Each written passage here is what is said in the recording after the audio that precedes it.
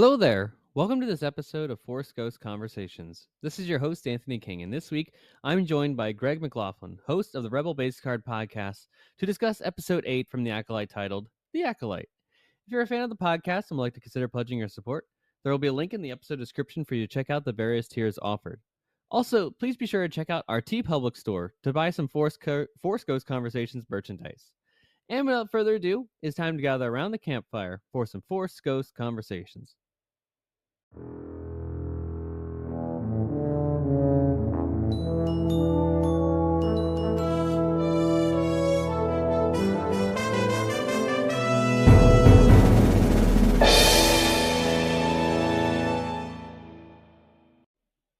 Hey everybody, welcome back to Forest Ghost Conversations. Boy, we have finally, not necessarily finally, but we have gotten to the end of the Acolyte, and I was so very much so looking forward to this episode and also just the conversation surrounding this episode. And I'm thrilled to have back on the show our friend Greg McLaughlin from the Rebel Base Card podcast to share our thoughts and dive deep into the themes and the speculation around the last episode of season 1 of The Acolyte, titled The Acolyte, of course, as well. I had a great time talking with Greg, and I can't wait for you to hear this conversation as well. And typically with the other episodes that we've had throughout this season and our discussions, of course, have gone on the longer side, which I hope you've been enjoying as a fan base of the podcast as well. I know we typically have around like a 30 to 45 minute time structure, but the Acolyte has just bred so many wonderful conversations across the board. And I'm so thankful for all the wonderful guests that we've had across the many episodes that we've had, some new guests, some returning guests, and hope to continue that with each new Star Wars property that comes out as we continue to grow the seats around the campfire that is Force Ghost Conversations. So thank you again for listening, folks. And before we get into that conversation, I did want to touch upon some news that's happened in the Star Wars and Lucasfilm adjacent galaxy over the past week. And obviously, I think the biggest news item in the Star Wars galaxy is that the Acolyte has come to a conclusion, at least for now, for season 1. We have no news yet of whether it will be renewed for a season 2 and all that, but I think they're probably just letting it breathe for now so that people can watch the episode, discuss it, listen to podcasts, go on blogs, talk about it on social media. People rewatch the series, maybe if they're waiting to the end to see all 8 episodes at once and binge it and do that type of model. All that's probably out there, and I'm excited to see how the reactions continue to go with this. As there's a lot of juicy stuff, as we've been saying over the past couple of weeks, to discuss when it comes to the Acolyte, and I'm thrilled to have been able to have been a part of many wonderful and heartfelt conversations about the show and everything that it has brought, both new and different and challenging, into the Star Wars canon, that I think is good for us fans to reevaluate, recontextualize, and look at things in a different way. So again, thank you again for everybody for listening to all this stuff. I go rewatch it. I think it's a great show. I've been very vocal about my enjoyment and love for this series and what it's brought to Star Wars. And again, I love the conversations surrounding it that are meaningful and really based in heartfeltness or heartfulness. I don't even know if that's a word, but the stuff that's really just based in positivity and coming from a place of kindness and respect and care, and just wanting to learn more. I think we're students of Star Wars here. I think we should be learning for what, or searching for rather, what this space opera can tell us about humanity and the current state of world affairs, that we can be better people every day. So I think the Acolyte has definitely taught us a lot of great lessons that we can move forward with in our daily lives, and very thankful for that. So hopefully there's a season 2 on the way. But right now I'm going to celebrate season 1. And this episode, this podcast episode, the main beats, the main meat, if you will, of this episode 2 is certainly a celebration of the Acolyte in its many ways. Also, again, this is a part of the Lucasfilm adjacent stuff that we talk about on the podcast here. Just to spoil everybody, next week we're talking Rebel Moon. We have Craig Dickinson from the Rebel Base Card podcast coming on to chat about Part 2, the Scargiver, the PG-13 version of the film, in anticipation of the director's cuts that are coming out on August 2nd. So I just want to have a plug for that as well. So that's a news item there for you all. August 2nd, both the roughly 3 hours long each, the extended cuts, the director's cuts, the R-rated versions of both Rebel Moon Part 1 and Part 2 will be on Netflix, and will, of course, be discussing those in great length and detail when we were able to, because I'm going to spoil everybody as well again on this one. I'm going to be recording a lot of episodes in advance here. I've got a very busy schedule coming for the end of July, August, and even into early September here. So a lot of episodes are going to be pre-recorded in advance. I've been doing a lot of background work in order to schedule those and get those set up. So Cloud City Gossip will kind of be put on the back burner for a while, but I'll do my best to catch up with everything that's new in all the various adjacent properties of Lucasfilm and the stuff that we usually talk about here in the sci-fi realm and all that stuff. We'll get to that eventually. But I do have one more news item here, and it is one that kind of took me by surprise, which was that in the Rebel Moon universe, there are these characters called Jimmies. They are very much, you may remember if you've seen the film, that is the character that is voiced by Anthony Hopkins, Sir Anthony Hopkins, I should say. I think is probably the better pronoun to use, is a protector of whoever the king is at that time, if I understand it correctly. They are robotics. They are again defenders of the crown, and when the king is slain and Princess Issa are slain, evidently the Jimmies had no function anymore and their programming couldn't compute, and they just kind of went by the wayside here. But announced this week, at least at the time of this recording, there is going to be a 6-episode podcast series, kind of like an audio drama that's going to be released via podcast called The Seneschal, which is going to be in the Rebel Moon universe. And it's going to be about how the Jimmies came to be, the first Jimmy. And there's going to be a star-studded cast in the Seneschal, including Ella Purnell, who has just had she's worked with Snyder before on Army of the Dead, which is a fantastic film. And she's had a resurgence of late throughout the geekdom world in Fallout. Naveen Andrews is also in the program. Alfred Enoch. Star Wars fans will know Peter Serafinowicz, who played was the voice of Maul in Episode 1, The Phantom Menace. And Jason Isaacs as well, the voice of the Grand Inquisitor in Star Wars Rebels, and in a little bit there of Tales of the Jedi, is also in this podcast series. And the first episode will drop on July 29th. So I'm glad to see that Netflix is still producing a lot of Rebel Moon content. They're clearly all in on this, and I'm excited to see what else they got going with this property and projects moving forward as they continue to expand on the Rebel Moon universe. All right, folks, that is almost it for Cloud City Gossip here, but I do have one more note to add, and is that we have a new patron in our Force Ghost Conversations Patreon group. We have a new member. We have Daz Davies. So this is your shout out on Force Ghost Conversations. Thank you very much, Daz, for your support and for being a patron. And there's now a link posted in the Patreon group that you have access to, as well as any other paid members at any level. We start at $1 a month, and you can get access to a ton of different Force Ghost Conversations goodies. But with that, at the base level, you not only get a shout out, but you also have the opportunity to send in questions to the show that we will have read and answered on air to the best of our ability. So that post is now available on the Patreon site. So go check that out and submit a question if you feel inclined to do so. And again, we will answer that live on the show here. So thank you, Daz, for your support of Force Ghost Conversations as always. And again, for the folks at home, there is a link in the episode description if you want to consider checking out a Patreon tier that is right for you. With that, folks, that is all that I had for Cloud City Gossip this week. On the other side of this short break, we will be back with a conversation, of course, about The Acolyte, the final episode from season 1 of The Acolyte. Stay tuned, folks.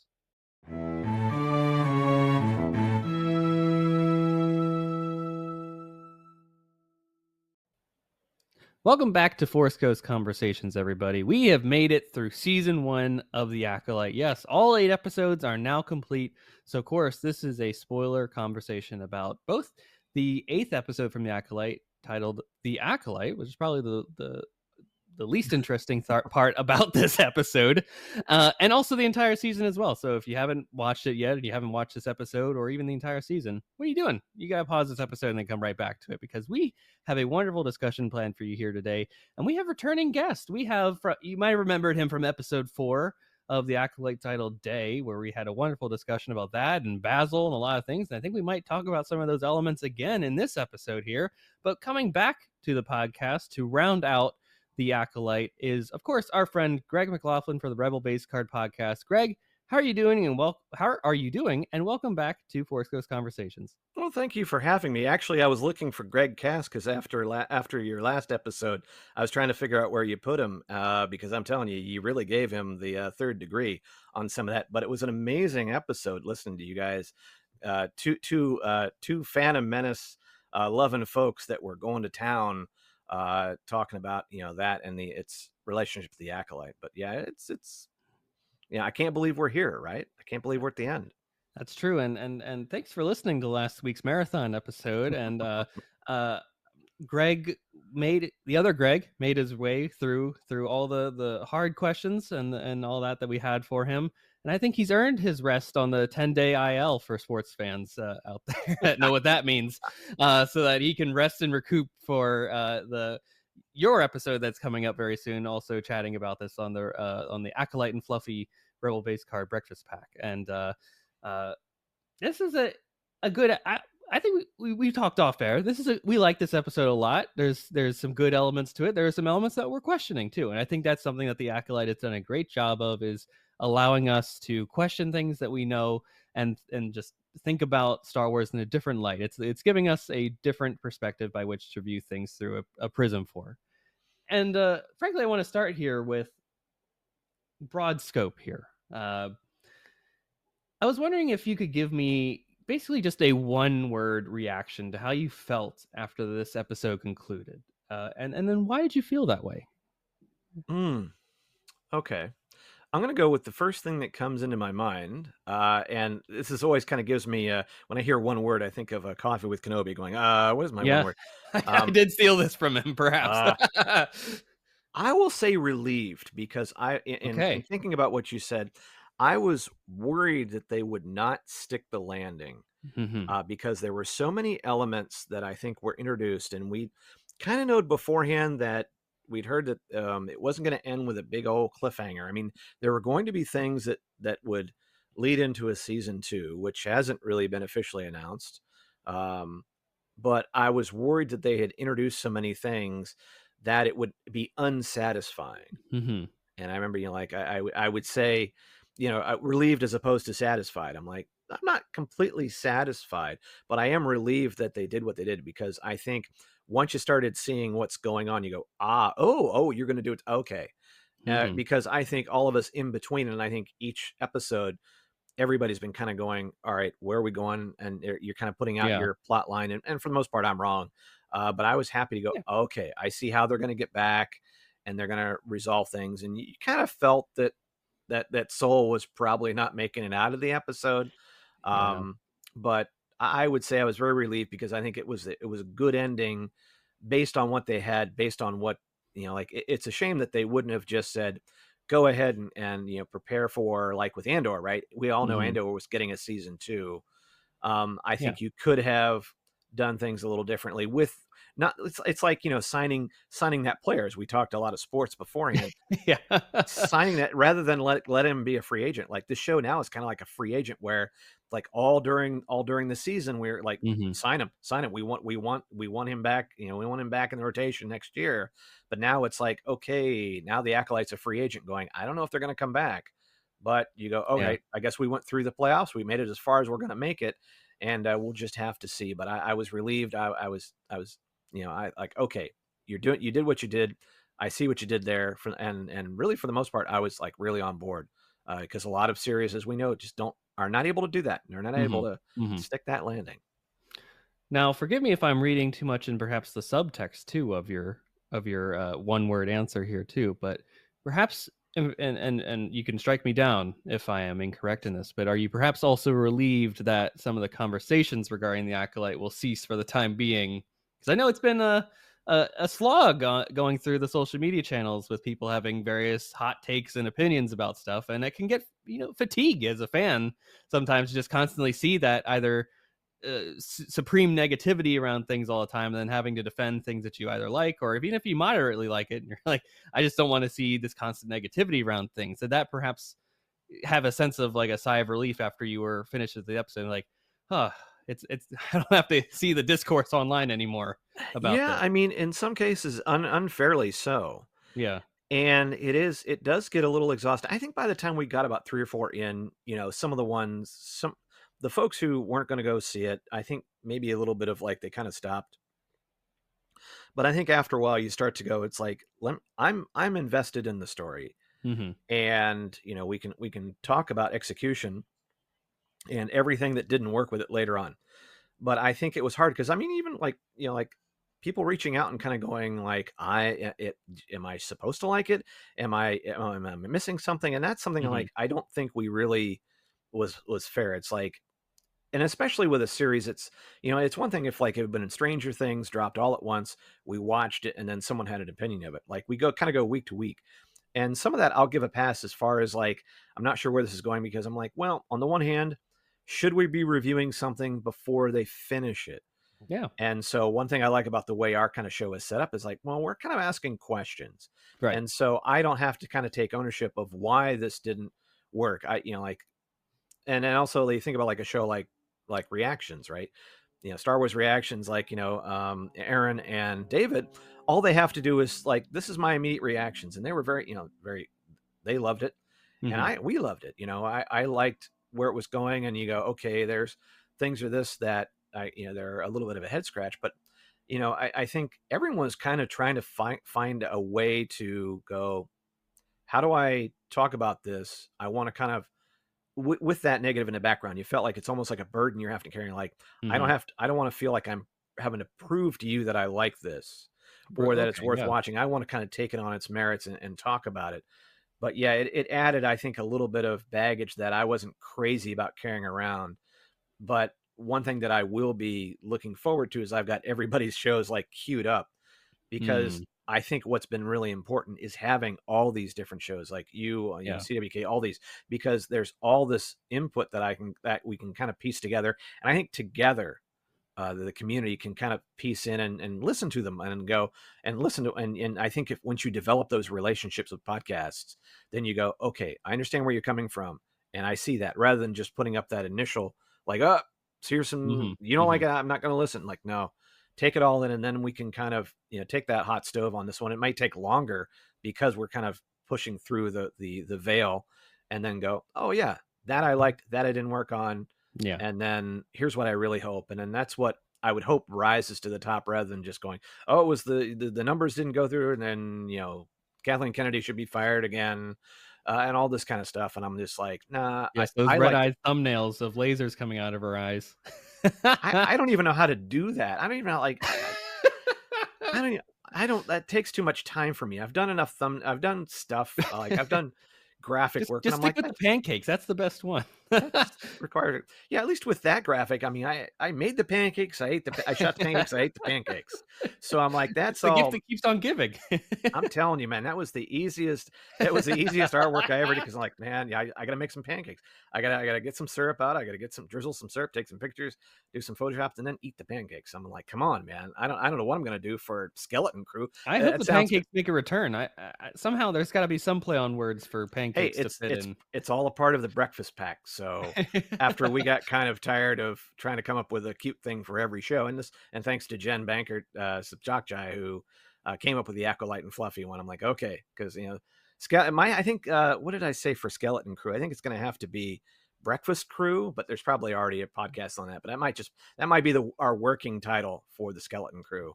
Breakfast crew, chicken Yeah, and waffles, and the skeleton crew. you could be breakfast in the closet. I don't know. We've got a lot of months to think about this. If you have an idea for a skeleton tie-in, email Greg at rebelbasecon.com. Whoever Jude Law is and what he eats for breakfast. See, hey, go back through the Jude Law catalog. I mean, that's an entertaining afternoon. Um, but yeah, to get back to it, I don't even know what train I was on. Hudson Hawk. Hudson Hawk. Catch the hawk. Hashtag. Uh, yeah, I'm very happy about what the Acolyte brought in. I'm happy that, like, yeah, I think long after the dust settles, we'll be Mhm. talking about Acolyte, Yeah. and I'm going to enjoy this conversations because I think it's something that this really is going to be a long. You're going to sit and talk about all the stuff we saw, and there's going to be some really great conversations on a lot of great podcasts out there. Yes. Yes. I 100% agree with what you're saying on that front. I think some of the best things that I have enjoyed about the Acolyte are the plethora of good and really heartfelt, meaningful conversations about the Acolyte, particularly about the themes and how it has challenged people and recontextualized our notions of what it really is like the Jedi in this time, what it means to wield the Force, their interactions with the Senate, all that stuff. I think those are really great conversations. Now, of course, there are always going to be those people that are like, I hate it just because women are yielding lightsabers and engaging in space activities and all that stuff. Who cares? Like, let them have their stupid discussions over there, and us fun people will be having uh really excellent conversations about the show and challenging ourselves. Like, not everything has to be perfect in a show for us to really like it, and we can chat through things that worked and didn't work, and do it in a respectful way that recognizes that a lot of people put a lot of time and hours and other things can affect the ultimate product at the end of the day outside of their control. But no one goes into a show trying to make it the worst product ever, at least generally. I'm sure there's Right. probably one or two examples out there of someone trying to sabotage something, but at least with this show, everyone was putting in 110% of the effort, and I'm glad that there is a good contingency of people, both in podcast form, written form via blog and news sites and all that stuff, as well as on social media, that are actually trying to dissect the show and take great thematical things from it that we can put into our daily lives to make us better people overall. Well, yeah, and then you can also with your audience, you can have that conversation and you can have that engagement with the people that listen to your show, and you can be like, it's okay not to like it. It's okay to be critical. It's okay to be this. This is, like, I'm going to lay out some stuff. I may be, coming from left field, but it comes from a place of, genuineness. And so that's why I said, like, this is a teachable moment, not only for, like, for the fandom, but for, like, all right, let's kind of take this back. And then you start to kind of look at not only the Acolyte, but all the Disney Plus shows. Start listening Hmm. to them out. Like, it's one thing to go through the exercise of ranking them, which is fine. You can sit, but I think also it's like, you got to remember, like, each of these shows is not all written by George Lucas. It's not all written Yes. by the same people. And you go, and even I would say that, you could say that some of the things haven't been worked out yet. There's these, this give and take. There's all these constraints on it. We're getting stories, and I think that's the important part. We're getting fresh, brand new Star Wars stories, Hmm. but it's like, it's okay to say they haven't figured it out yet, but I want to let them figure it out. I Yeah. don't, I we know how we know in times where it went years without seeing anything, or you Hmm. only got stories in a book or something like that. Like, you know what? Let's tinker around. It's a franchise. It's going to live forever, and it's like, there's a way to do it. And to think about, even like Doctor Who, it's like some seasons of the new Doctor Who don't hit as well as others do, but it's like, that doesn't mean I want you to stop making it. It just means that, like, hey, every generation is going to come at it a little differently. Yeah. You might have to tweak the way you tell the story, but at the end of the day, the story is the story is the story. Try to figure out a way to do it in the best way possible. And if it means 4 episodes, 6 episodes, 12, it doesn't matter. But as long as you have a chance to tell that story, and then I'm on board for it. And, like I said, I think that was, I was seeing, like, what, Skeleton Crew is not grabbing me because I'm not, Hmm. although I have, of that generation when the Goonies came out, I'm not a Goonies fan. I hadn't Yeah. really, it's just not something that I really cared too much about the kids. But Hmm. that's why I'm like, you know what? Maybe ask Fantatrax to see if you can get on the review team for Skeleton Crew, because I think that would be an interesting challenge to kind of go, you know what? It may not be something that I'm excited to see any Star Wars story, but I'm going to come at it feeling like I'm going A to come at different it a little perspective. differently. Yeah. And I'm kind of interested to see my journey through that, and what some things it's going to hit, some things are not, but it's going to force me to tell why and to maybe put it down in print. And so I'm like, that's kind of interesting, and let's see where that goes. So yeah.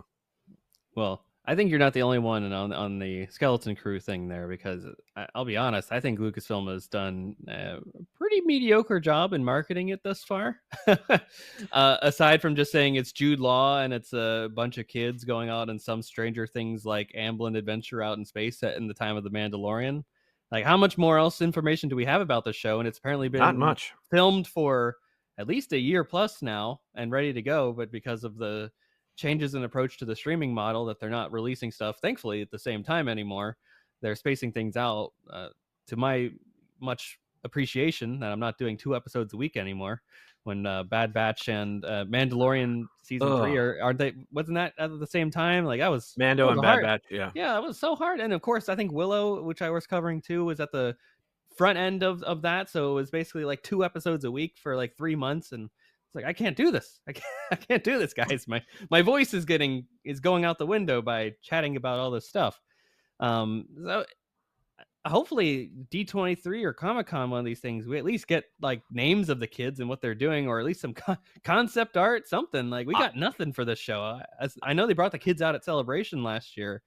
Those kids are I don't. probably in college now. Those I mean, they're kids are probably probably like, grown-ups. "This Yeah. guy's got a full beard." I mean, how long has this show been in the can? Season 2, they're gonna all their voices are gonna be dropped. They're 16. They're now going out Mm. and driving and all that stuff. I mean, at least you got 2 seasons of Stranger Things before the kids really aged up a bit. The very Brady skeleton crew, "Change." If you know where that comes from, I'm impressed. I do. I do know where that comes from. Yeah. So I hope that they start ramping this up, because I'm hearing that they're going to release it probably around the holiday season, I bet, somehow. And if that happens, it's kind of the rumor mill right now. So don't take that with much uh, any bit of actuality that's going to happen.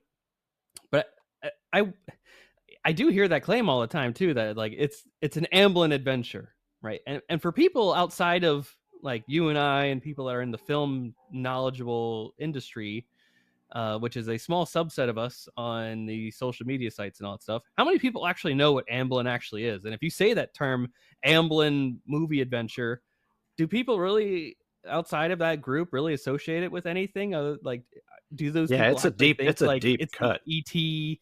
Goonies kind of vibe of the 80s films, like Stand By Me, that kind of stuff too? Like, is anybody really thinking about that when you hear those words? Like, there's been a lot of Amblin films since that era too. Like, you could say like, oh, Saving Private Ryan was an Amblin production too, but that's not what this story is Right. going to be about too.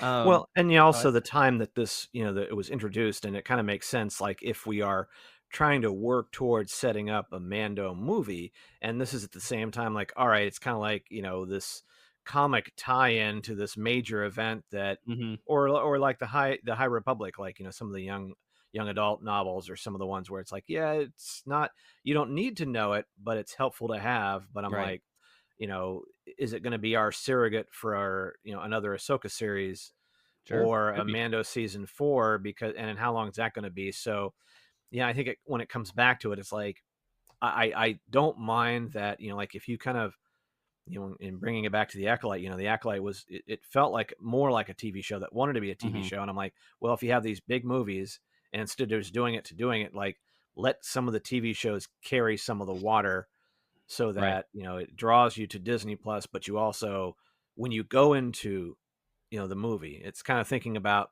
like, in Empire Strikes Back, everybody kind of knew all the characters, mhm, so we didn't really have to think too much, and you go, boom, all right, action, we're into it.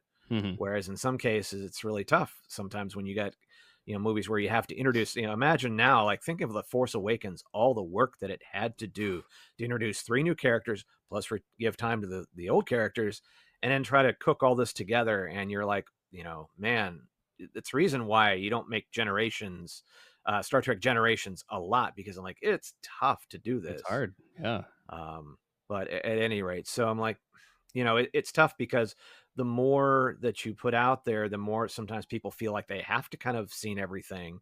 And mhm, it'd be easier if you had a story, maybe the best stories are ones where you don't have to, spend a lot of time introducing characters, or complex things that someone would have to pick up. but it's tough. I don't envy what their task is, but we have Disney Plus now. I don't think you can put that genie back in the bottle. So Yeah, they're not folding it at any no. time soon. So It's getting profitable. They're figuring it out. So who knows? Who knows? The streaming world is ever growing as we talk here today. And I just hope in the next couple of weeks here that we get something to be more excited about for the Skeleton Crew, because with the bare bones that we've gotten over the last 3 years, I can understand why. Not only are you like, why I've got nothing for this show right now, because I think a lot of people have the same opinion. I'm excited. I'm excited you get to go to D23. I'm excited too. And Thank so you. I'll be excited to hear. I'll be excited to hear what you're finding out. And the one thing I will be like, I'd be disappointed is if I get the last report from D23 and Anthony going, they didn't say anything. Dang it! They were supposed to announce something and they didn't.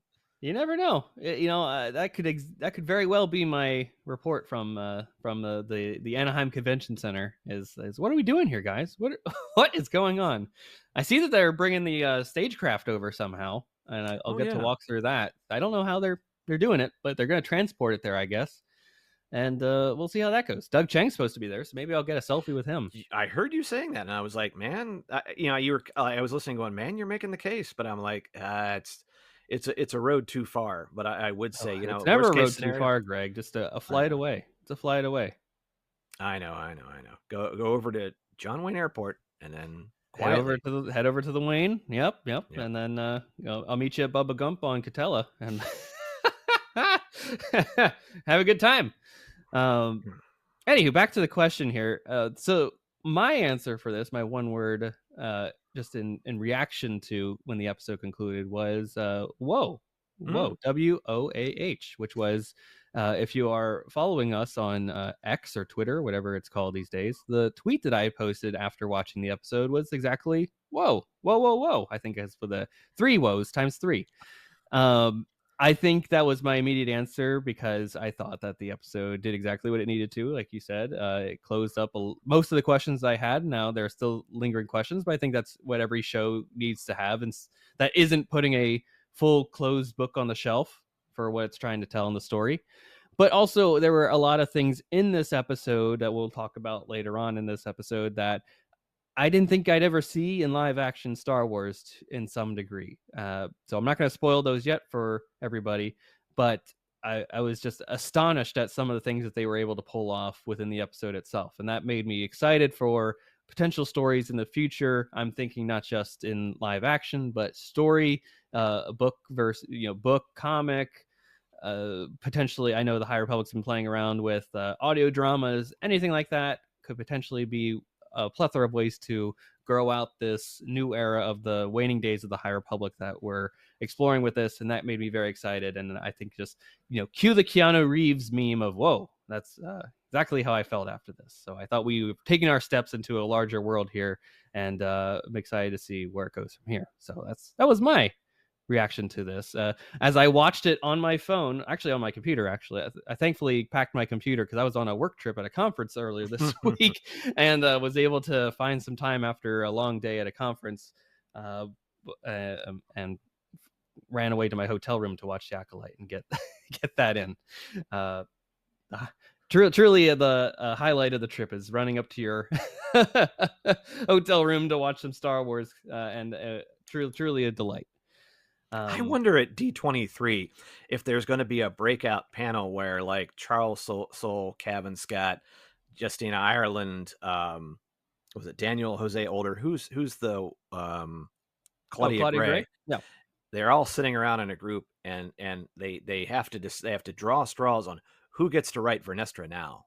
You're like, all right, who gets it? And they're like, man, I don't want it. I think Justina would take it because that's her bread and butter character. That's true. That she helped to create. And if they're, I think it's funny because this is a character that I've adored in the books. Oops. Very much so. One of the favorites that I had. And as I was reading Temptation of the Force on the way home from my conference, as I was stuck at JFK Airport for many hours with delayed flights, I got home at 3 a.m. 2 days ago. or maybe yesterday, 3 a.m. actually, technically. Ouch. Got a lot of reading time in, and every time Vernestra appeared in the story or was referenced, I was like, oh no, Vernestra, no. And I texted my wife that as like Mrs. Forscoe's conversations, more like Vernestra, no, am I right? Oh. She found some humor in that, so I got my points on that one. Yes, Man. yeah, I don't envy the It person that's got a. First off, basic I think it tells it's going to offer up an interesting story. Actually, maybe they want to pick up that to tell the story of how she gets to this point. Maybe that's the fascinating thing, is the how and the why, perhaps, that leads us to this point. she's gonna I I don't know. mean, whose job is it that's gonna have to turn Vernestra into Henry Kissinger? Basically, this is Yeah, Henry is like, yeah. Mr. President. It's like she's gonna give you the bad news, and she's gonna be like, you don't need to know this. That's very bad hearing, Eric. I should not have Henry. I don't have a Henry Kissinger one at all, but I'm telling you, yeah, I could see it. If you've been down and dirty into the books and you go, this is not the Jedi I was looking for.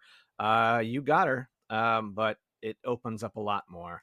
And whew, Yeah, whoa, the I writing was was right. on the wall a little bit there, even from like episode 2, where she's having that conversation with Soul. Like, we gotta be discreet about this. Our enemies will multiply. I'm like, why do we have enemies here? What's wrong? And then you see, the stranger's Chimeras back. It looks like he's got a little bit of a lightsaber whip marks on there, and confirmed by this episode a little bit too that there's some skeletons in that closet. You're like, And then there's a ooh. break in at the Jedi archives and then they have to frame somebody else for it, and then they're gonna have all the like it's Watergate all over again, folks. Yeah. If it's not in the Jedi archive, then it's not there. Yeah, it doesn't Doesn't exist. exist. It doesn't exist. Master, if someone went into the Jedi archive and 20 minutes of that 20 minutes of that holocron's broadcast is missing. I don't know what happened to those 20 minutes. who knows? Who Who knows? knows? So, Count Dooku may be involved in some way. Who knows? To get into the nitty gritty of the episode here, we're taken back to Brendock, the origin of the story, in other words. All 4 individuals, Soul, Osha, May, and the stranger, converge on this spot. And prior to this landing, though, May escapes from Soul's holding and flies away on an escape pod. And before Soul can make his next move against May, he is stopped by Bazil, forcing them to crash land. Greg, you were Team Bazil in episode Still 4 Team when we Bazil. talked about him. Still, my friend. Can you explain this motive to me here? This is one of the things that I questioned about this episode. Is I don't fully understand what Basil's trying to accomplish here in this moment. The What, first what do thing you is think? Walk me through this. the first thing I kept was trying to figure out is he trying to throw a tractor beam, or is he trying to? I mean, I guess is That's he the trying to shoot question. it down Yeah, or damage the craft? yeah, or at least like take it out in a way that he can capture the ship. But I'm thinking that Basil was smelling something different in Hmm. Soul. And I Hmm. have to wonder that if someone who's that good of a tracker can smell Hmm. something that's not right, and I think we have to take a step back. And I think we have found that Basil is much more than a tracker. Basil has some skills, knows where the control panels are. And I go, that was interesting. And I also kind of like that because that's something where it's like, I'm not expecting that. And I think, Hmm. in this where I think we can say, if I had 2 words, I'd say pleasantly surprised about this episode, as far as like where things have to go, because I didn't see the trailer that the piece that everybody was talking about, that was Soul going through what it looked like an asteroid field. But I would say I'm pleasantly surprised by, I think, what we've seen from Basil, and just kind of what he's capable of. And I think Mm-hmm. it's one of those where you're kind of thinking, and even to the point of like Mog being able to talk to Basil, that's when you go, Yeah. okay, that's really interesting. So, you know, I wasn't quite sure, like I said, when you're kind of going like, what is Soul doing? What is his motives? But definitely Basil's picking up on something, and you're going, Mm-hmm. okay, that, I'm liking this. I'm glad you talked me through this here, because I guess I didn't think that he could sniff emotions or like sense that, right? It kind of makes sense. You're right. He is the tracker extreme that he is. And I'm like, it's not really prove, like, you can't really tell what Soul's intentions are there. Like it didn't seem to me like he would shoot down the ship, Right. maybe just try to maim it in a way that he could take, get it into a tractor beam, or just like restrict the movement on it so much that she's not just completely flying away forever. But yeah, it was just one of those like head scratcher moments where you watch it the first time and you're like, what's the deal here, Bazil? What are you doing? I thought you didn't like her a second in last episode. You were trying, or 2 episodes ago, you were trying to like tell Soul that she's not who she says she is, and and now we're flipping this on its head here. Like, oh, okay, Bazil is just on the side of good. It seems like he doesn't want bad things to happen to anybody, even if they've done bad things per se. And he's taken that extra step there to make sure that Soul isn't doing something that he shouldn't be doing as a Jedi, which also raises another question here. And that's interesting that I want to bring up here at this point, because in conversations with Mrs. Forsco's conversations when I arrived home at 3 a.m., but I took a quick power nap till about 7 a.m. before I had to work the next morning. Uh, her first comments to me were, I think Soul really showcased his darkness in this episode. And of course, I'm paraphrasing in a way. I wish that she was here to accurately convey her feelings and thoughts on this one. But she thought very much so that through Soul's actions of the episode, that he was embracing the darkness, going towards the dark side a little bit more in his work. And you know, I didn't really catch that, and at least I didn't think through it in a way that first time. So it just offered up a lot of thought-provoking things for me as I watched this episode a further time. So I just was curious about, when we talked before, we were on the side of Soul. Maybe were you picking up on some of the darkness that he was doing within this episode? Probably, maybe even he was maybe going on a path to the dark side throughout the actions of this episode. Perhaps I don't know. That I think that opportunity is on the table there for discussion. But I was on Soul Patrol. I'm pretty sure you were on Soul Patrol at the time. Has that have it changed? Like after all this, do you think that, are you still kind of on the Soul Patrol there? What do you think about the potential darkness that was surrounding him in this moment? I think it's interesting that, they bring him to this sort of, come to Jesus moment, for lack of a better word, where he's really like owning up to what happened, but he falls short in Mm-hmm. really the why part. Yeah. Because even at the end, he has to kind of, it's interesting because in order, I guess, for the story to kind of get to the point where I'm like, all right, we know that probably he's going to die at the hands of one of the two sisters. Yeah. What's he going to have to do? If he kind of comes full circle, then it's, and they still kill him, but I think at the one hand they have to kind of show him, he kind of has to fall short where he's saying like, we were doing the right thing, Mm-hmm. and you're like, dude, you're just burying yourself deeper, because You're we going know that, further, yeah. you're going further down, and you're like, okay, I know that you at this point you've already said, I need to go in front of the council, I need to, like, he wants that sort of absolution that the other Jedi, the Padawan, Oh, Torben? Torben, and he wants that too. I think all of them kind of want it. Maybe Indara wanted it, but we just never really found out.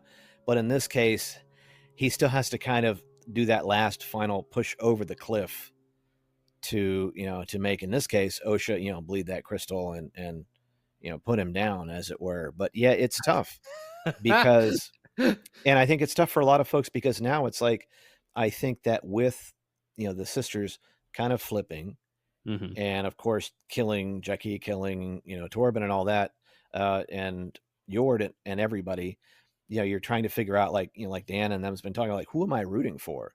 Mm-hmm. This is turning into Succession, where it's like, I hate everybody, and you're like, how is this becoming a series where I'm like, I get it. And I think we talked even off mic about how, how Osha and May have, their characters have been tough and they're very Mm-hmm. complex, and a lot more time if was given to them and their relationship to each other and all that, where it's like, okay, we could buy into them, and this, the hope that they would be joined at some point, Mm-hmm. and that they would go through their journey, where now as you're kind of confused about where everybody is, and in some cases the characters figuring out which one are you again, and then what their motivations are. I think that makes it that would make it easier because then that way Saul becomes this tragic figure that, we thought was high end, like Yeah. very, very noble and very Qui-Gon-esque, and we all want to have more Qui-Gon. Like we're all like putting the Qui-Gon on him because it's like we miss our Qui-Gon. Um, we want more, and we thought we were getting it, and we kind of got this one that's very complex. But I still like the character, and I think even with this, maybe some people like some folks will talk about like how Star Wars is this, like I go in there and I like good guys and I like, like in fact, it's good guys and bad guys. And I don't really care about the stuff in between. I think that something like Rogue One or some of these, like bringing concepts where these people are a little more complex works. I mean, especially on a level, like I'm an adult, I kind of want, yes, it feels like it's bringing real life into Star Wars, but I want a little bit of that. I want these questions because the canon itself keeps setting this situation up. We know Order Mhm. 66 happens. Mhm. We know the Jedi are kind of where they are. It really adds a different flavor. You're looking at Jedi in different ways, but I don't mind that because I think as like I am looking for a little more nuance. And yeah, I can kind of see my failures in their failures. Yeah. Like, you know what? Yeah. Hey, I'm not perfect. We're not perfect. They're not perfect. And that's interesting because then I think it makes it more of a story of them trying to figure things out. They're trying to be this, this organization, but they're Mhm. falling Mhm. short and it's rapidly getting worse. And you go, at this point, this is where I think they are. And I'm buying into the fact of where they are. And Mhm. they're still going to be great Jedi. There's, like, there's still Basil. There's still Basil, It's still man. Basil.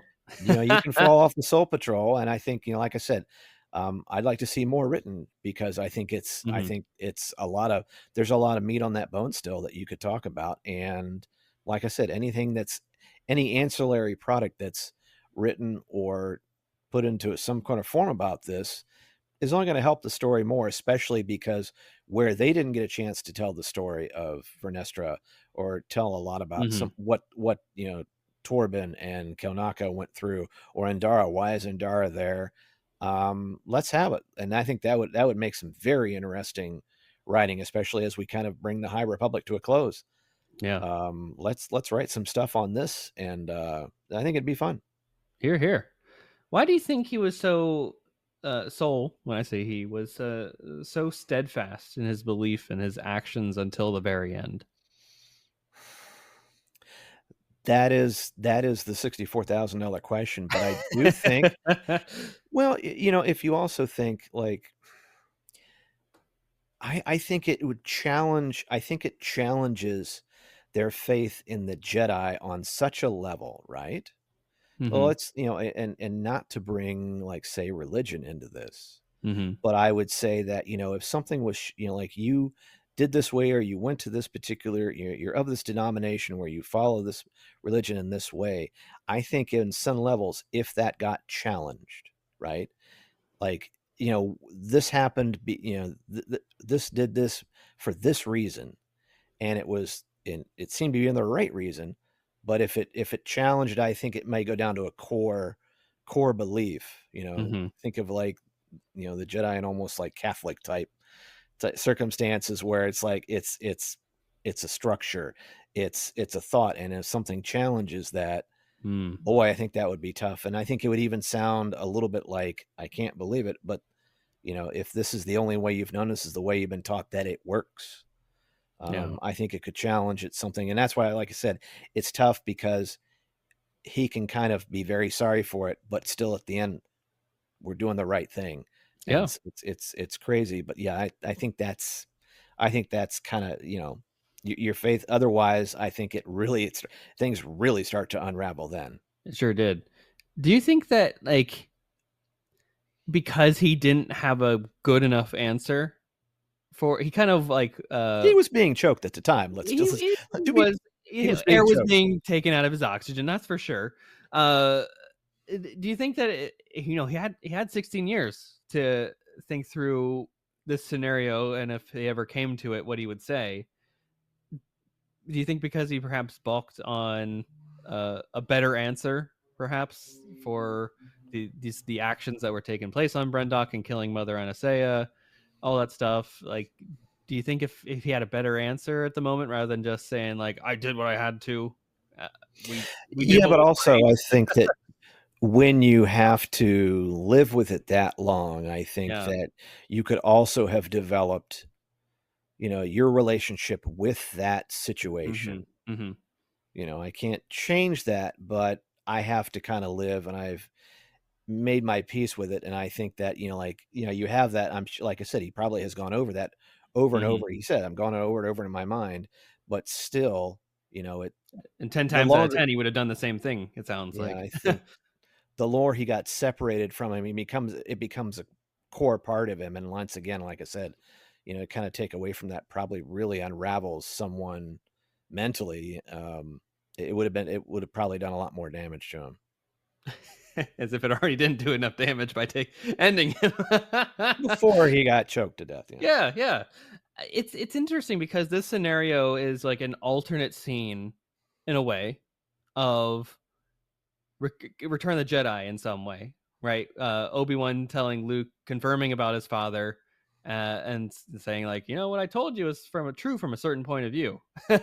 Nothing Mhm. I told you was kind of a lie, and kind of the same deals. But see, Soul told Osha all those years was not 100% a lie, but it was a lie by omission of some of the details, right? He never said, I killed your mother.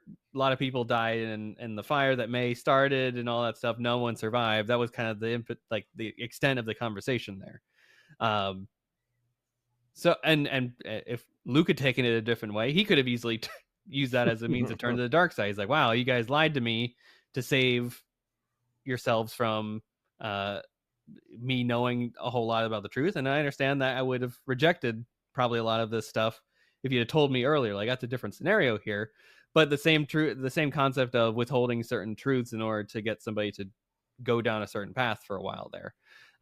So it's interesting to see again this kind of alternate version of that scenario playing out here in this situation. And for Soul, it was the worst case scenario of this situation turning out And a where worst case his scenario, yeah. Padawan both Padawans that he tried to save ultimately have embraced the dark side because of the events that he and his team helped to unearth here on Brendock, which is kind of wild at the end of the day when like we were told this is a dark side story. Like that's there's been something that they said at Investor Day 2020. This is the perspective of the dark side. You're going to see the Jedi do stuff from that point of view, and obviously they're not fans of the Jedi in the dark side, and there was going to be some impetus event that was going to lead them down this path, and this cover up the withholding of lies. You know, Luke Skywalker is a person that can recognize and understand the purpose of what they were doing there and not withholding the information, but Osha's like my family was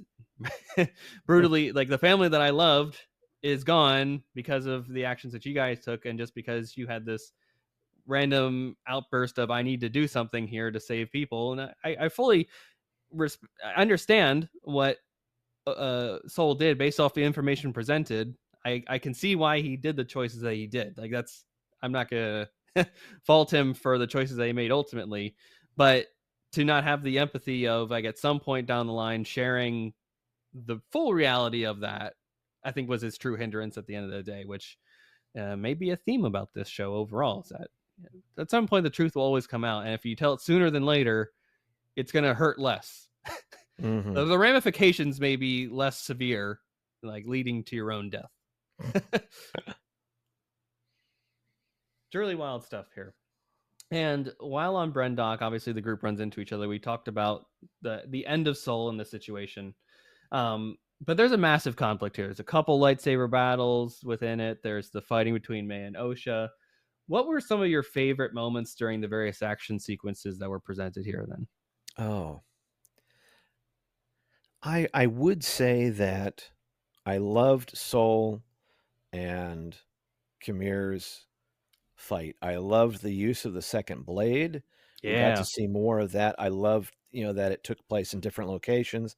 And then there was a lot of like, especially when Soul kind of does that, kind of like that push and everything gets pushed away, including Oh, like the two blades that are out and Khmer gets pushed back because, at this point, I think you know that Soul is the better of the two, and it does kind of show, especially after we saw like the little reveal of, Darth somebody, that hold your tongue on that one. We'll get to that. uh, but it does show that Kamir is powerful, but only to a certain point, and that he is he's quite good at going through Jedi. We found that, but I think someone of Soul's caliber. Okay, yeah, you've met more your match, and I do like that because then it sort of puts like, okay, I'm not so much. I would say at this point I'm not worried so much for Soul's life, and so I'm like, okay, but I think it was a great fight, great choreography, um, and just thinking of like I don't know, yeah, I think those that was kind of probably one of my favorite moments there. I just think it was just well done, and then I don't know. At some point, you're thinking that Vernestra and Kamir Yeah. are going to go at it because they do kind of keep going. That they kind of really answer the fact that are they related in some way? Yes, they are. And we got that great tease with the Force light, the lightsaber whip, but unfortunately, we're not going to see it at At least least not this in season. this season. Yeah. But it is sort of like a put a bookmark in that. We'll apparently visit that later. Yeah, I like that. This at least the lightsaber sequence itself was kind of reminiscent of the first episode, the first scene with Indara, where it was like that Force kung fu Hmm. fighting sequence that we really didn't see too much, in my opinion, throughout the rest of the series, only up until this point. And there was that moment where they kind of leap from the second story and fall down to the ground floor again, or just the ground itself. And there's that slow motion where you can kind of see their faces and it kind of like time stands still. And I thought, oh, this is very Kill Bill of them, which is an inspiration for the show, which I thought was really neat. Um, like seconding everything that you said there in terms of the sequences of the battle itself, and I just absolutely adored that Osha picks up Soul's lightsaber and then uses that to bleed the crystal, right? The instrument that created this whole mess in this to begin with, right? The killing of Mother Anastasia was done by this lightsaber, and the fact that she's kind of like taking over the weapon of her own, like that caused this entire situation for her. Go ahead. Yeah, I see you. No, two things that I like about that is that you know there was some internet chatter that talked about, well, why didn't Anakin's lightsaber then bleed after he killed the younglings? But Well, then he I didn't have start access to the crystal. But you think about, I like how you tie that in because that's the same blade that killed Mother Anastasia, Yeah, and it's now like, so the crystal's been through some stuff, man. it sure And has. I'm like, okay, I like that because then at this point when you know Osha is just, like you could just feel it. It's great because it's a visual sense of what she's going through. Hmm. And I think she's even as kind of surprised by Yeah. it as well. So I just really like that. And I thought that was a great touch because we've read about it in the comics, we've and so forth, but now you get a chance to see it. And I go, okay, this is I like this. This is pretty cool.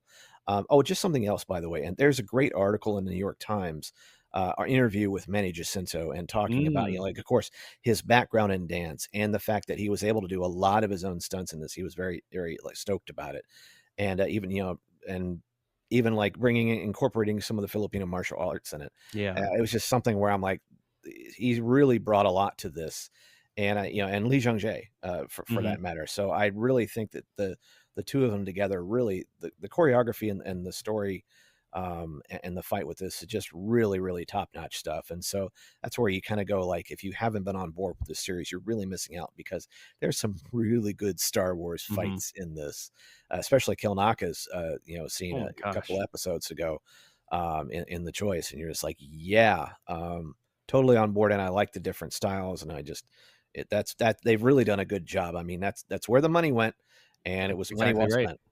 100%. The money was put to well use in terms of just training everybody for all this, and to actually execute it on screen, which I think translates very well across the board. I like what you said there about the visual element of showing the change within OSHA because of the bleeding of the lightsaber crystal there too. And just to add one more thing on top of that conversation there is that I like that she is, well, two things I'll say is that she now has agency over the situation in a way visually by her bleeding the crystal and using that lightsaber. I believe in the future gives her agency and control over the situation that both happened in the past and how she dealt with it with Soul, which I think is a really good note for her character overall.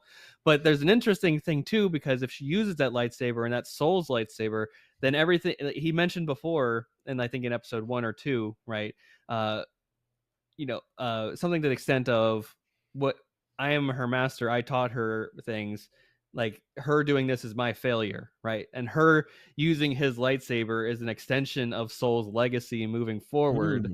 Yeah. And that just continues to showcase his failure with every negative or bad dark side thing that she does henceforth in the future is a direct result of his choice made on Brendock all those years ago. It's like a second origin story taking place right here for a lot of different characters here, which it's just all utterly fascinating and what it could mean for the future of this. But the Soul legacy just gets sad from here on out because he gets framed and for the events here and all that, and just But it's also a way to the lightsaber, the fact that she's going to be, in theory, using that lightsaber, that it's Soul's mm-hmm. kyber crystal, does allow Soul to have a legacy through the kyber crystal. Yeah, And will the kyber crystal maybe be turned to a different color? Would it be turned back to, like, say, a white or could it? something like Yeah, that at the end if there is a resolution and the very well could. twins, come together? So we kinda get Soul without getting Soul, as it were, and I Mm-hmm. like that. I Mm-hmm. like that idea. Yeah, he lives on through this, right? His teachings still live within Osha, for better or for worse. And again, it's like Luke taking that Anakin blade and then Rey taking that same blade too. Like I like the lineage of that. Game of Thrones does this very well too, right? This was my father's blade. This was its name and all that stuff. It's made of Valerian steel and all that stuff. Use it well, and it's that past lineage down from one generation to another that I just find this fascinating. I'm excited to Mhm. see where it goes in season 2 with how she goes with her, if there is a season 2, of course, but I think there will be, with her dark side training and how that may impact things. Because I wonder if the Kyber crystal, like you mentioned, will have a voice in the matter too, or if Soul's kind of essence kind of lives with it still, and maybe rejects that. But I know the bleeding is the kind of concept of killing all that stuff too.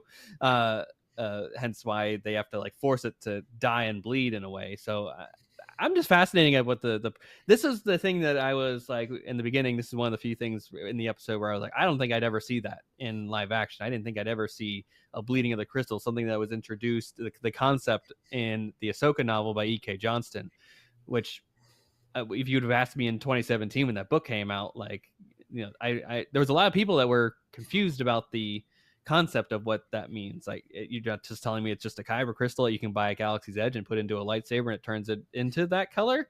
No, there's a whole process to and ritual to utilizing the kyber crystal, and the way that it's explained in the 2017 Vader series as well, Mhm. and Vader gets that his bleeds his kyber crystal is that you have to kill a Jedi, take their lightsaber, and then bleed that crystal. So she, in many ways, I don't know how Kymir got his red lightsaber. I assume via a similar path. But if she's following Sith tradition here and is going to go down that lineage herself, she's already well going further down that pathway than many would be at that time, by already killing a Jedi and taking his lightsaber and killing him without a weapon too. Something that May was never able to figure out too with the Force chip, which I thought was wow. Here we go.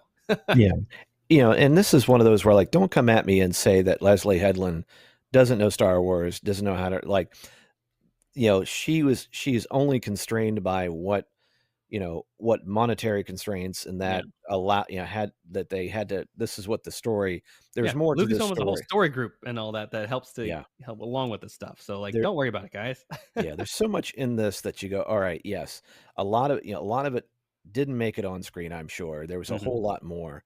But I would say that she knows her stuff, and the stuff that goes in here really is solid. like I said, it could have been a little bit more, but it is what it is. But yeah, to see some of this stuff on the screen and you go, oh wow, and then you go, yeah, Yes. so Yes. so good. It is so good. I agree. And just to kind of close up the conversation on the Brendock situations here, Vernestra, as we talked about, uses Soul as a cover-up for the actions on Brendock, as well as the murders of the other Jedi that were involved with the original situation 16 years ago. Greg, do you think that this action, this choice here of blaming Soul for everything and covering up, is setting the Jedi on the path towards Order 66 and Revenge of the Sith? Is that too much of a leap here? But are we setting the lies and the foundation, the deceit, and not investigating, as far as we can tell, the Sith and the real actions that were going on, and just letting it go, covering up with this? Is this leading us on a path that's going to have Palpatine sitting across from Yoda, and Attack of the Clones, and the creation of the clone army and all this stuff, without being able to, the clouding of the Force and all that stuff? Is this leading us down this dark path here? Well, it certainly didn't convince that senator. I didn't really see him get convinced, and I'm not sure that the chancellor was convinced either. I think the chancellor had to been probably annoyed by said senator I to would say so go, too. Yeah. like, hey, by the way, yeah, I get it, but they're also the ones that do all the work for us, and you could see some of the other senators in that tribunal or whatever it is, Whatever that is. Yeah. whatever it was. They Too were many looking. people for a small meeting. Yeah, no, the small meeting. We all know how this works. But yeah, shocked and like, oh my gosh. But on the one hand, it's like, the Jedi helped provide them a meal ticket. Mhm. So, it's best, I think, for their purposes if it goes away. But I got a feeling that there are some elements that are just going to keep bringing this stuff up and trying to get under control because it's about control. Mhm. And so it's like, yeah, but once again, for those who love Vernestra and now get Kissinger, yeah, this is not good. And that's where I think it falls short a little bit when you just see the back of Yoda, and I'm not happy about that. That where's that going? Mhm. Because that's going to be a very interesting conversation, and I think that's one where we were kind of looking because, why is Vernestra always seemed, Vernestra started to seem like, Deadpool, where it's like, we went into the X mansion, but we only saw Colossus. Yep. And there's got to be the rest of the council on here somewhere. We're just not seeing it. We're only seeing her. And I'm like, wait a minute, I guess apparently we could only afford her. So it is something where, yeah, not only is she having to carry a lot of water, but then you start to go, man, she's this, she apparently the council, where are they just on vacation, or they're just like, nah, we can't be bothered? Mhm. Because I'm like, if Mhm. you're fighting for your very lives, I would have expected probably a bigger turnout there. I'm like, we should have seen more of the Jedi Council that would have like put this down and gone, no, no, no, we got this. Yeah. Bye. But to kind of just send her, it's interesting because now you start to think like, what's happening on the council? Why are they, Mm. where's their faith? Where are they doing? Has has Yoda just been out? Where's all this going? So, like I said, there's a lot more that I think that had we seen more of this throughout the series and had like, it almost kind of reminds me of like Mon Mothma in Andor, where it's Mm. like you really saw that great setup to where the predicament that she was in. And yes, it was talking about like, hey, I can't get my money. You're gonna have to help me. We're gonna have to. All right, well, I want to marry. I want you to marry my kid. Your kid marry my kid. And I think that could have been a very interesting add on. I kept thinking, we talked about like, time, the run times for this. And I'm like, oh yeah. As I was watching this great YouTube from this guy, this, I think, know-it-all, another know-it-all, and know-it-all, but I'm like talking about like, where's the B plot? Where was this additional Mhm. story that could have really helped, especially for a beloved character, our only known High Republic character, Yeah. could have really done us a lot of favors instead of just having this kind of on the periph Mhm. where it's not really doing us any good and we're not really invested. We should really be invested in the struggle that Vernestra is going through Mhm. and really kind of like show, as well as Soul, right? Not only is Soul like really start to struggle with it, but we're not really seeing too much of her doing it other than leaning on going, sorry. So that's where it's like, yeah, that probably would have cost a heck of a lot of money, but it would have, I think it's the missing piece of this. I think Mhm. she is, she is the missing link that really could have really sold a lot of this.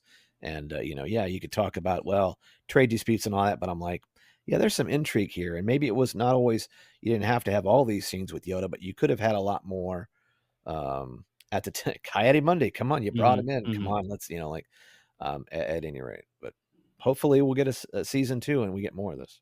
Yeah, part of me almost feels bad a little bit for Vernestra that she's kind of thrown out to the wolves, like to have this conversation with the chancellor without the support of executive leadership. I mean, let's talk about it in a real world perspective. How would you feel as a Jedi Knight or a Padawan, and seeing middle management having to talk to your top dog client and all that stuff with your threat of the contract on the line to be taken out and not be renewed, when it should be an all hands on deck kind of situation here, like an external review that, to my knowledge, has never happened before in the history of the Jedi, is currently going to be expedited.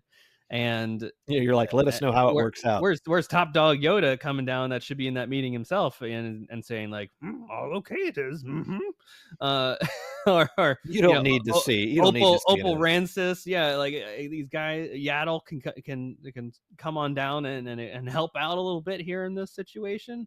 No one could be bothered. No one else can help out. Not just one Jedi amongst all this really large meeting of people. It should really just be the Chancellor and the Jedi. Maybe they scheduled this during, instead of D23, C23, Coruscant 23. Maybe all of them were out there like, hey, no, we already paid for the VIP stuff in That's right. advance. I don't want to break this. Vernestra, you were the one, you deal with it. Yeah, everyone's on vacation this week, and it just happens to be that no one can hop online for a force call, a force Zoom call, uh, and what you just feel bad for her a little bit. I don't really feel bad for her, 'cause she's made some terrible choices in the past too. But it's not good. This is not good. This is a Nope. direct lie here. This is how we're gonna get to a point that there's mistrust of the Jedi across the galaxy. It's going to lead to the problems as well. I mean, the Republic already has problems to begin with. All democracy has problems, and just this is going to just lead to further seeds of division within the Republic itself. It's going to eventually lead to a separatist movement coming together. And then the Clone War, and then Anakin and Revenge of the Sith, and all that stuff will happen. And all those noble intentions of the Jedi, they're trying to be good out in the universe, will be their undoing one day. This is it. It's tragedy right here in front of us. It's sad to see the seeds being placed that, with water on it, it's going to grow into a very deadly Venus flying trap that's going to eat their heads off. Which it's horrible. It's horrible. Now I want to talk about that that kind of subplot that's going on here. I will say, with that they make reference to in a couple episodes, but they really get it in this sequence here, in this episode. But with Senator Raincourt, he finally comes into the Jedi Council, not to the council, but just the temple on Coruscant. The security measures here are very lax. Anyone can get into the temple these days. He's leading this inquiry for an external review of the order. And he has some very poignant words about the Jedi, almost an anti-Luthen speech in a way. Like, whereas all of us felt, I think, very much like rah rah after Luthen gives his wonderful speech in Andor. He has some really harsh words about the Jedi that I think are, in ways, true. Many ways true. There's a lot of fact in reality in what he says there. Especially, I think, to me, the part where he goes, "You hide yourselves as a religion." Well, you're a cult hiding yourself as a religion and stuff like that. It's really to the point here. What do you make of his words here, and how did they come across to you? I think it's funny because it kind of echoes how Kamira is talking to Osha about, Yeah. the Jedi have taught you there's only one way to make the Force work for you, and if you don't access it that way, it fades over time. But if you access it another way, so I think it's one of those where it's like, yeah, I think a lot of folks have often talked, especially with the Phantom Menace, about relationships and attachments, Yeah. and it's, you start to go, this is what happens, and even Ahsoka, when she's saying like it happened to the best of us, that we're kind of taught not to have these attachments. And I think we've kind of come over the years to kind of go, yeah, that may not have been the best way to go, because this is what's going to happen. Somebody is going to snap. And I like the way he says, someone's going to get, and this is what's going to happen. And by the way, it's like, who am I more disappointed in? Mog. Come on. Like, why are you letting this Oh guy my in gosh. there? Yes. This is one of those, Literally, like, she's like, "What are you doing? What are you doing? Keep him out in the waiting room. We're not ready for him yet. Tell him we're not exactly. here. Take a rain check." Goes back to one of my favorite lines. I'm like, I haven't seen security this bad since the Lee Harvey Oswald prison transfer. I'm like, who were you turning away that day? That's what I'm gonna say. Who doesn't get into the temple?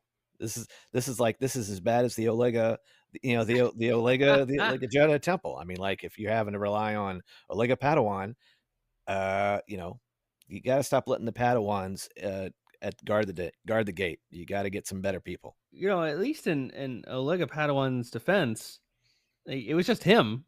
There wasn't too many other Jedi wandering around there, but this is a well-known senator in the largest conglomeration of Jedi in the known galaxy, and just is able to get through with no one else saying like, hey, no, let's take him over here. It's not even Let's the waiting room. Let him get some space calf first before. We'll put him in the waiting room, not in the main council chambers.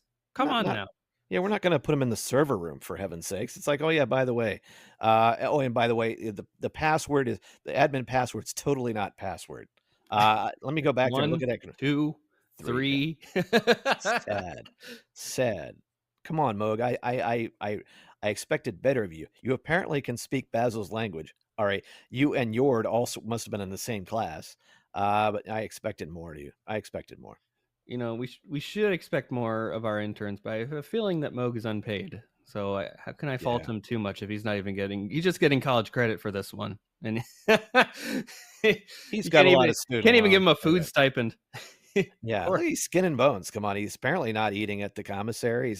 His parents couldn't afford the meal plan, so it's like, there you go. They couldn't when they took him away. Like his little Jedi college fund wasn't enough to get by. This is I just see the writing on the wall here, and I'm intrigued where this conversation will go, where this inquiry goes, what this will actually do, because like really what it puts the Jedi in a catch-22, right? Because they have to let someone. I assume this inquiry is going to go without a hitch, and they're going to review the Jedi and all that stuff, and like it's weird because if the Jedi do anything, they might be overstepping their power, because really what can these people without power do to stop the Jedi from doing what they're doing? But then the Jedi can't really use their power to stop them from doing what they're doing, because that's not the Jedi way. So it's just one of those weird things of like, why are we, first off, and it brings a question that I asked poor Greg last week, which is like, is there an inherent hypocrisy to having this religious group that wields power be so intertwined with a democratically elected group that governs the galaxy? I mean, I think that writes itself there when you actually put it down into the brass tacks like that. Like, oh, maybe interesting. So glad you asked him that question. So glad I didn't get that one. This is one of the things that like they're sowing the seeds, or they're planting seeds at least for what can be further conversations in a season 2 that are really juicy, and who's to say what will come from it? But the fact that they already have enemies, how did they get these enemies in the first place? Is there other instances of Jedi misdoings out there in the galaxy that aren't being talked about, that are being hush cover up and all that stuff, that could lead to more problems? Like, they just didn't create an inquiry because of this situation alone. Like, it's expediting it, of course, but there's other instances of malpractice and misdoing and all that stuff, and I wonder if it's maybe something that happens in the events towards the end of the phases of the High Republic and all that stuff. I don't know, but I'm intrigued to see where it goes. But something that we talked about already, there are 2 massive reveals, or we've hinted at it. They're the massive reveals of this episode. There are 2 of them, in my opinion. The one being a particular Moon character lurking within the shadows that Leslie Headland has confirmed is Plagueis. The other one being our little green friend, Master Yoda. So what do you think that their inclusion hints at for the future of the Acolyte, if and when we get a season 2? Plagueis is interesting because I think on the one hand, it might put to bed the whole, is it the Knights of Ren or is it the Sith? Yeah. So on one hand, it without having, that's the thing. Like if by including it, it's like, if you bring it in, is it going to, like, is it kind of like bringing Palpatine into Rise of Skywalker without really kind of building it up? So on Mm-hmm. the one hand, it's an interesting nod that answers that question. It would have been interesting had it not even been put in, because then you would have been like, we would have been having this conversation going round and round, going, is it Ren, is it Sith? But I think that makes a little more sense to tie it in. Mm-hmm. We knew that Yoda was going to be in the series. We figured probably not till the end, but I didn't figure it was going to be so short and abrupt, and Mm-hmm. almost to the point where I was not happy, that because that's all I got. It's sort of like you're waiting for it, going, I know it's going to come. Maybe it's going to be Mm-hmm. coming at the end. There's going to be maybe a conversation, but it's almost like, it is almost like seeing Luke in The Force Awakens going, that's it. So, you kind of like, we didn't learn our lesson by doing. So I don't feel like, I feel the Plagueis makes it interesting, because now it kind of brings in, because like what Plagueis is introduced in Revenge of the Sith, Mm-hmm. the discussion of it, but of course that book is now Legends. I think Yeah. Darth Plagueis. So that does kind of tie it. And I'm like, okay, maybe then we kind of court that conversation as far as, how does this work? Okay, that's fine. The Knights of Ren, they're fine. I wasn't a huge fan. I'm a fan of Charles Soule, but I wasn't exactly a big fan of that series. Mm-hmm. I wasn't crazy about the dialogue of the Knights of Ren, and so that kind of took me out of it a bit. Still a very interesting story. But in which case, okay, how does that play? It might still play into this, but now you start to go like, well, is this, like, have they been there? Has it been there? Like, does he have a current relationship with Kamir? Mm-hmm. Or is Mm-hmm. he just sort of hiding out because maybe Kamir thinks he cast him aside, or he cast Kamir aside, Mm. He's or getting too he's, powerful now. Yeah. yeah, or maybe Kamir escaped, and it's like, no, I want to go and kind of do this. Mm. I want to say that the planet, we've been learning, the folks who are better at Legends, my co-host would say, what isn't the planet that had the, what's the mineral for The the, cortosis. yeah, the cortoses. That's all, like in Plagueis, that's all Mm-hmm. that same Yep. That thing. was in his backyard, basically. So yeah, so how does this play in? So I guess I kind of likes it, because now we can kind of, instead of like, is it this or this? Now we can kind of maybe explore that, going, well, okay, we've seen Plagueis, so now what? Let's dive into that. That's Yeah. exciting. Yeah. And it kind of makes me now like, okay, I should probably put Plagueis on the list of books I haven't read yet, but I should probably bone up on some Plagueis, because now, okay. But yeah, like Yoda didn't do anything for me there. I Mm-hmm. know he's there, but I think, But you're like, had, where's he been this entire time?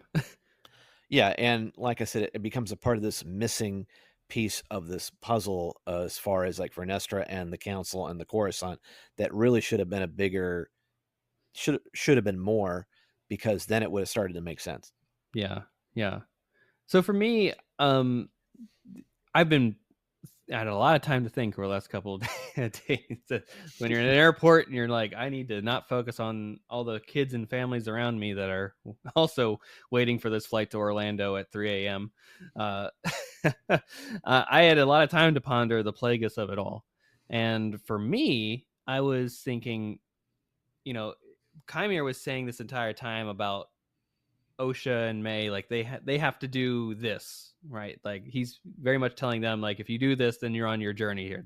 That was their trial in some ways, him coercing them to do that.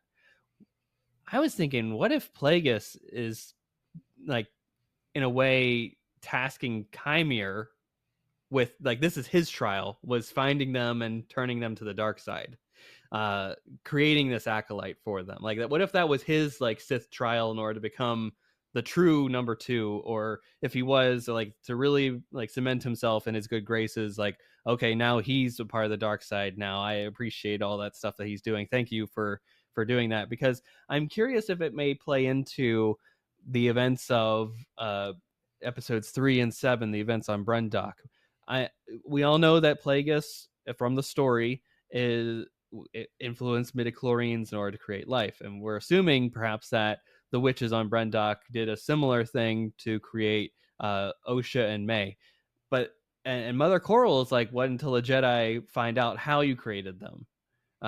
What if it was in league with Plagueis that they and it was a deal that they made, right? It was a deal perhaps that the two of them struck where it's like, yes, you can have the children and use it for the ascension, but I get to figure out how to manipulate the force in order to create the children within you.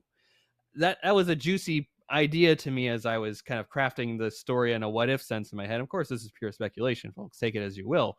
But I was just thinking through ways that the things that we've already seen, how they can fall into place in a way that makes sense for the introduction of Plagueis, that, or he perhaps heard the story of the twins being born and stuff like that through the grapevine and was like, go get them because that's an interesting thing. I want to study them, or at least one of them. Like one of them needs to become a part of our group here that we're setting up here.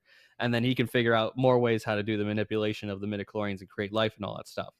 That was kind of where my brain was going with that there. It just kind of trying to tie it all together, and maybe Plagueis was actually pulling some strings about this whole story to begin with in order to, like Vernestra says, tip the scales. And at any rate, like I think that's a really interesting prospect there that's presented here, perhaps. Well, and then even if he had been brought into the choice, maybe not destiny, but the choice, and then you kind of go, oh, he was there, but where is he now? Yeah. Like I said, it's tricky because they have to carry a lot of water.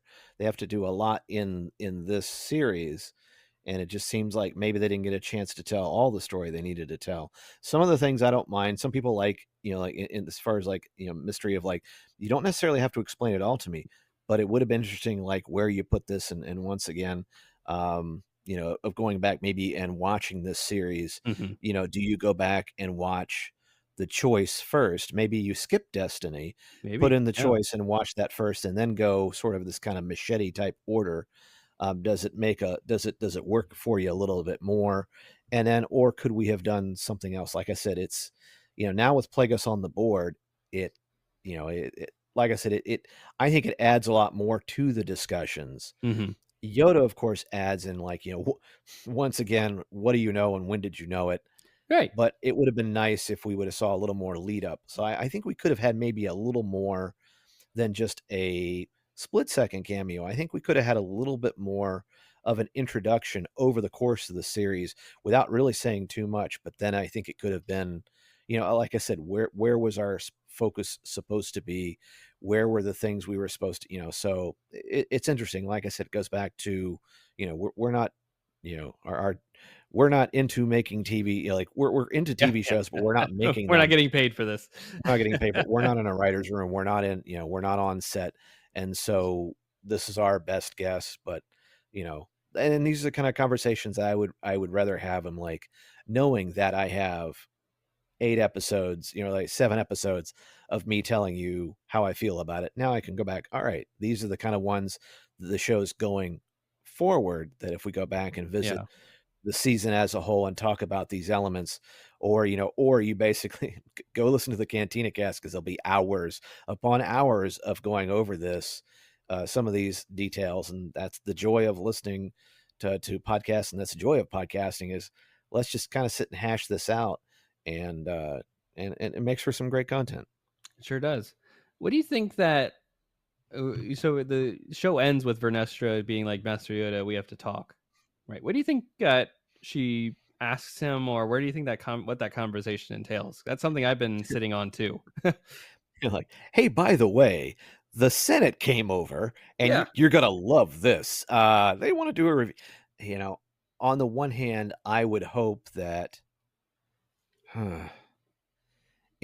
where does her, like, how far, who is she lying to? And how does she think that the Senate might buy it? But how much does then Yoda help her out? And maybe it's sort of this periphery type discussion where she's got a lot on. He can sense that maybe she has a lot on her mind, or Mm-hmm. that things like that, or because we never really got to ask him. Like, a lot of Jedi died. Did you guys not feel it? What happened? So, once again, I think there was some buildup here that was probably missing that it could have. But yeah, at the very least, you would have had to think that Yoda, they were at least concerned or knew about. Well, they knew about the 16 years ago. They knew that there was something Mm-hmm. happening on here, that Mm-hmm. there was a coven, and apparently they would have known that that came to a conclusion, and that so on the one hand, it's like, I don't know how much she felt like she could keep from them or could tell them. And once again, in theory, in a season 2, maybe that kind of leads to her downfall, whether it just consumes her like it kind of did Soul for to a certain extent.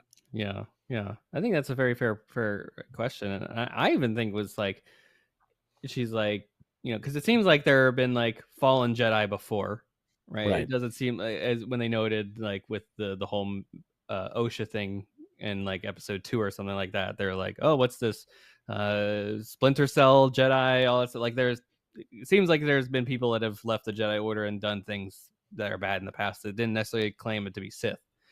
So I wonder if like she doesn't like set him off on like a, a study tour, basically like a study abroad session where he has to go across the galaxy to like find out about various dark side users and the different cults that follow the dark side to maybe learn more about them, and that's perhaps how he learns about the rule of two and all of that, uh, that he's able to explain in the Phantom Menace.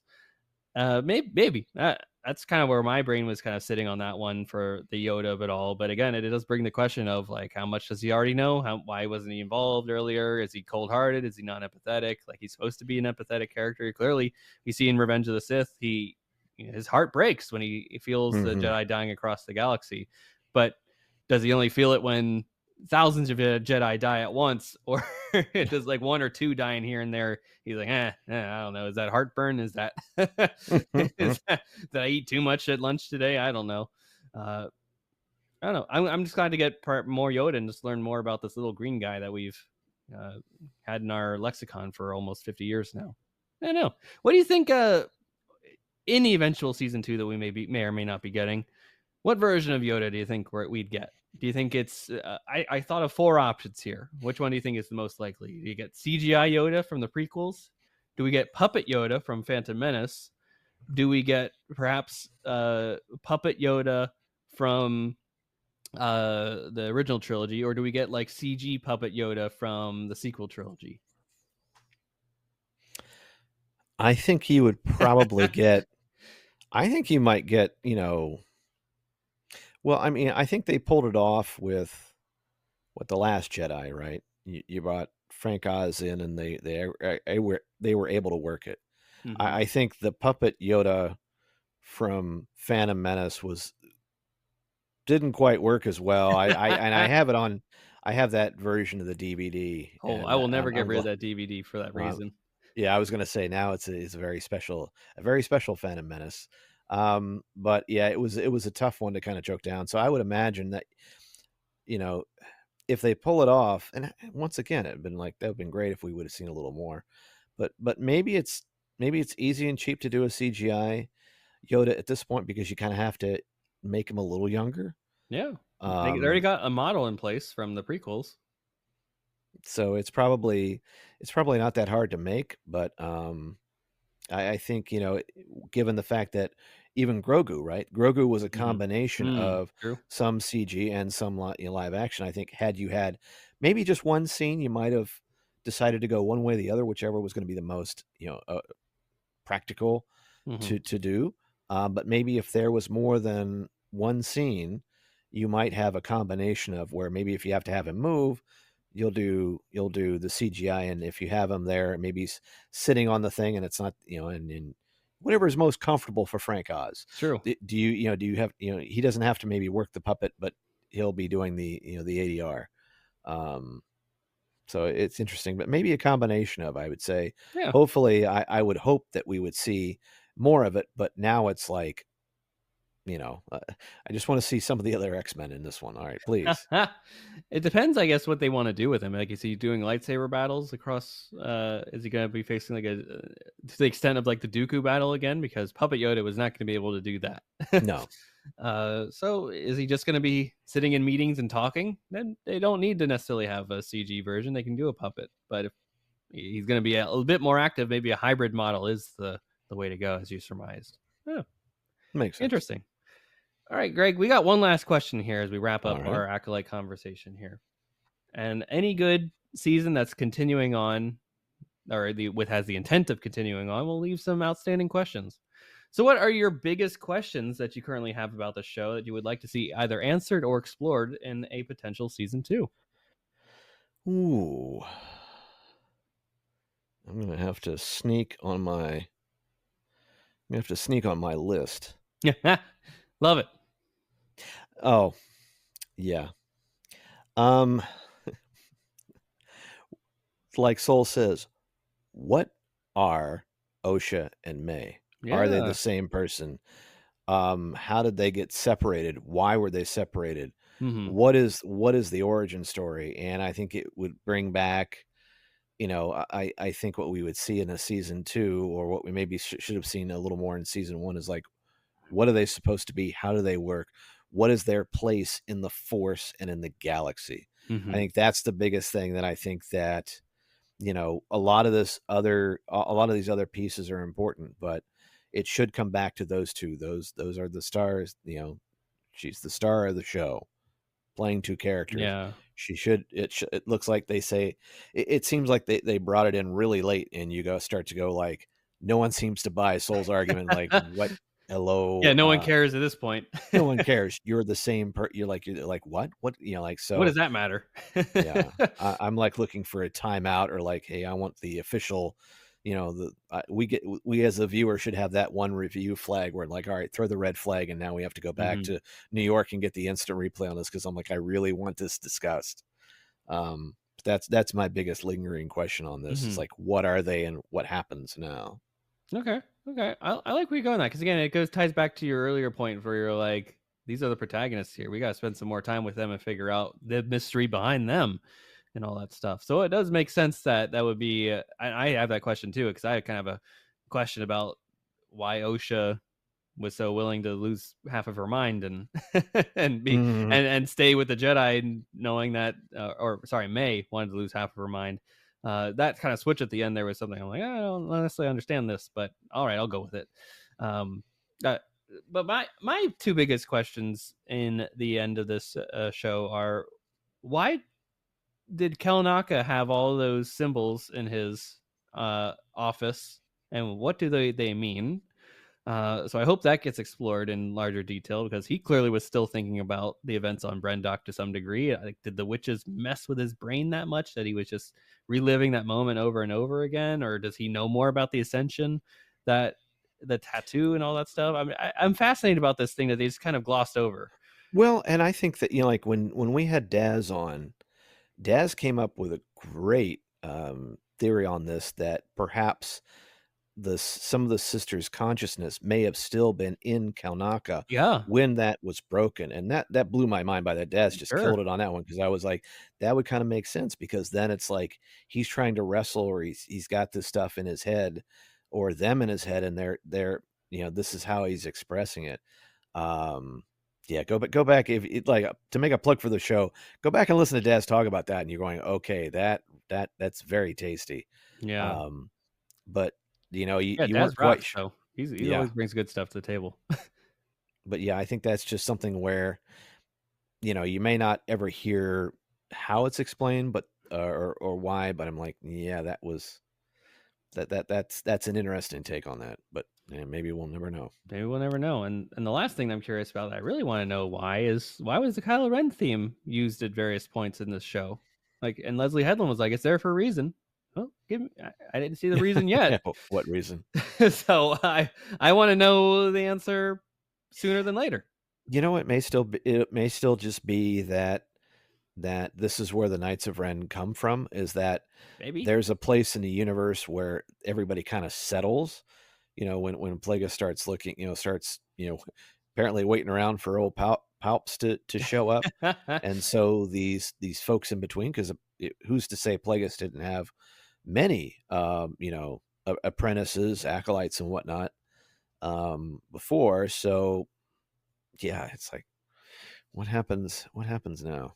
He's waiting for a young Sheev to appear up and to cultivate that story, and cultivate his path to the dark side. The young Naboo guy from Sheev Palpatine, who's going to lead the galaxy into utter darkness and destruction.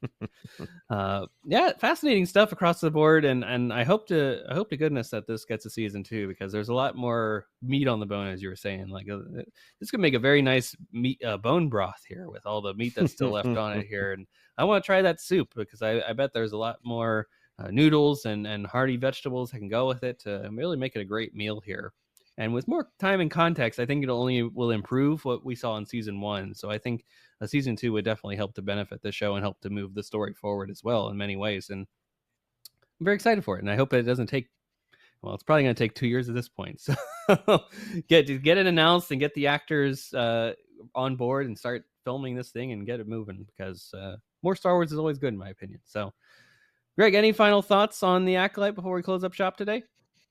Something I was kind of, putting together, and I'm sure I'm not the first one to kind of come up with this, but it's like when you think about like everything that goes into a series like this, it's tricky, because it's like, I was starting to think of like the analogy of like, you know, going out for like, these shows are almost like, like a meal. Like, think of everything that goes into like going out and having a meal, from like, Mm-hmm. what was put on the menu versus what was presented to you at the plate. There was your what you had in your head of like what that, maybe you're getting a burger and it's like what that burger I thought the burger was going to taste like.